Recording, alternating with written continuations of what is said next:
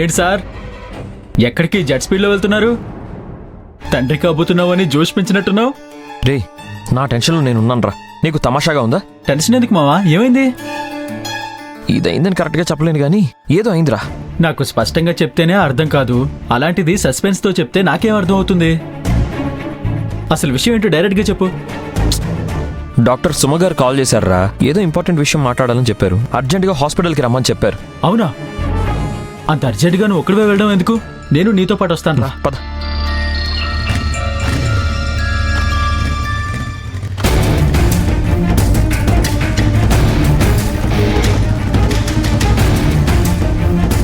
రే, ఏం ప్రాబ్లం ఉండదు కదా?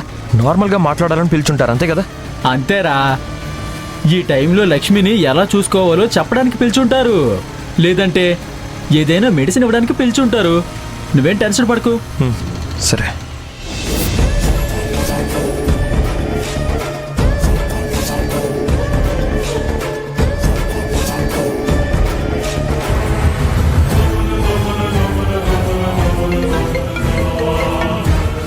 రే, డాక్టర్ కాల్ చేశారనుకుంటా, చూడరా. రే, డాక్టర్ కాదురా, మన త్రిపురక్క. మాట్లాడు. హలో అక్క. హరి, వినిపిస్తుందా? పక్కన సౌండ్ ఏంట్రా? ఎక్కడున్నావు? బైక్ మీద ఏమైనా వెళ్తున్నావా? హరి బైక్ తోలుతున్నాడు. నేను వినోద్ని మాట్లాడుతున్నాను. హరిని డాక్టర్ రమ్మన్నారు, అక్కడికే వెళ్తున్నాము. నీకు తర్వాత ఫోన్ చేస్తావా అక్క?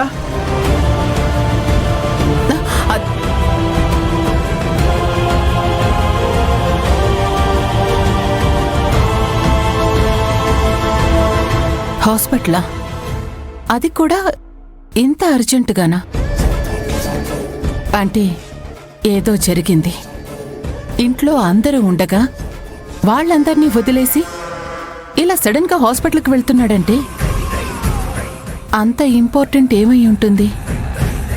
లక్ష్మి కూడా ఇంట్లోనే ఉంది. పేషెంట్ని కాదని గార్డియన్ని పిలిచారంటే ఏదో సీక్రెట్ ఉంటుంది. నిప్పులేనిదే పొగరాదు.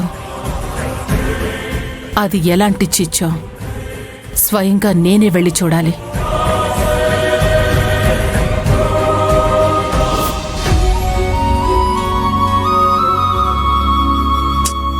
లక్ష్మి, ఇలా అన్ని పనులు నువ్వే చేస్తే నేనేం చేయాలమ్మా? అయినా నేను నీకు నిన్నే చెప్పాను కదా, నీ కడుపులో బిడ్డ పెరుగుతోంది, ఇలా నుంచొని పనులు చేయకూడదని చెప్పాను కదా. నువ్విక నుంచి ఆఫీస్లో చైర్ మీద కూర్చొని చేసే పనులు మాత్రమే చెయ్యాలి. చిన్న చిన్న పనులు కూడా చేసుకోకపోతే ఎలా అత్తయ్యా? అవన్నీ నాకు తెలీదమ్మా. రేపటి నుంచి నీకేం కావాలన్నా నన్నే అడగాలి. అన్నట్టు ఇక నుంచి నువ్వు బయట ఫుడ్, పానీపూరి, చాట్స్ ఇలాంటివేవీ తినకూడదు. నీకేం తినాలనిపించినా నాతో చెప్పు, స్వయంగా నేనే వండి పెడతాను. మొన్న నేను ఇంట్లో పిజ్జా చేశాను, పిల్లలు ఆవురావురంటూ తినేశారు తెలుసా. నేనెంత అద్భుతంగా వంట చేస్తానంటే ఒక్కోసారి నాకే నమ్మకం కలగదు. మీ చేతి వాటం అలాంటిదత్తయ్యా. మీ చేత్తో మజ్జిగ చేసినా అద్భుతంగా ఉంటుంది. ఏదో నీ అభిమానం లక్ష్మి.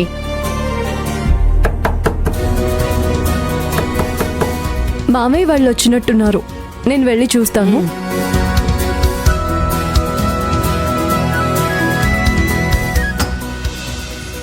అమ్మా, అఖిల, నిఖిల రండి రండి. ఎలా ఉన్నావమ్మా? అఖిల, నిఖిల ఎలా ఉన్నారు? మేము బాగున్నామక్క.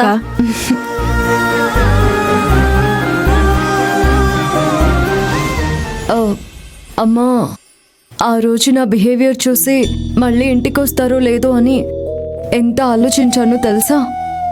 సారీ అమ్మా. ఈ మాత్రం దానికి సారీ ఎందుకమ్మా? పిచ్చి పిల్ల. ఈ టైంలో నువ్వు బాధలన్నీ మర్చిపోయి ఆనందంగా ఉండాలి లక్ష్మి, అర్థమైందా? అరెరే, వియంకుల వారు వచ్చేసారు. ఎలా ఉన్నారు? బాగున్నా వదినా. కరెక్ట్ గా టైంకి వచ్చారు. ఉండండి, మీ కూతురు చేసిన వేడివేడి సేమియా పాయసం తిందురు గాని తీసుకొస్తాను. అయ్యో, వద్దొదిన గారు, ఇంటి దగ్గరే తినొచ్చాం. ఇక్కడ మిమ్మల్ని చూస్తుంటే చాలా సంతోషంగా ఉంది. అమ్మా, అత్తయ్య నిన్ననే వచ్చారమ్మా. వచ్చిన దగ్గర నుంచి నన్ను ఒక్క పని కూడా చేయనివ్వడం లేదు. అన్నీ అత్తయ్యే చూసుకుంటున్నారు.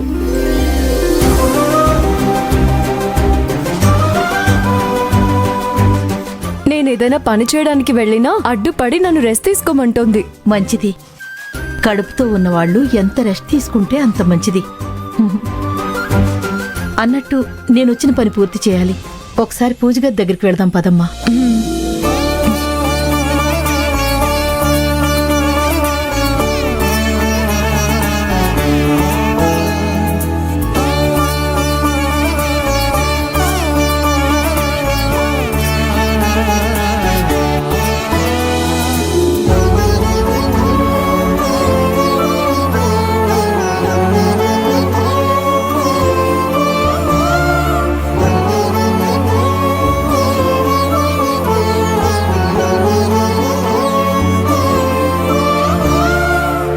లక్ష్మి, ఈ చీర కొత్తది కాదు, కానీ ఇప్పుడున్న పరిస్థితుల్లో ఈ చీర నీకివ్వడమే మంచిదనిపించిందమ్మా. అందుకే ఇస్తున్నాను. అమ్మా, నీకు నాన్న కొనిచ్చిన చీర, దానికి విలువ కట్టలేనమ్మా. ఏ ఒక్క చీర కూడా ఈ చీర ఇచ్చే సంతోషం ఇవ్వలేదు.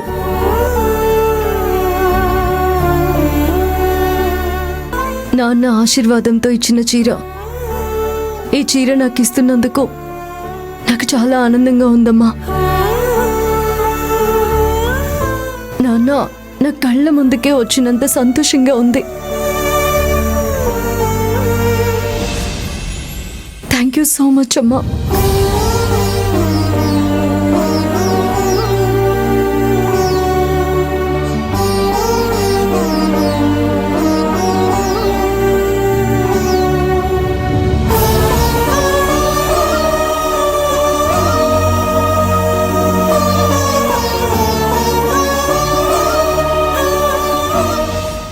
దానికంటే మంచి చీర తీసుకోవాలి.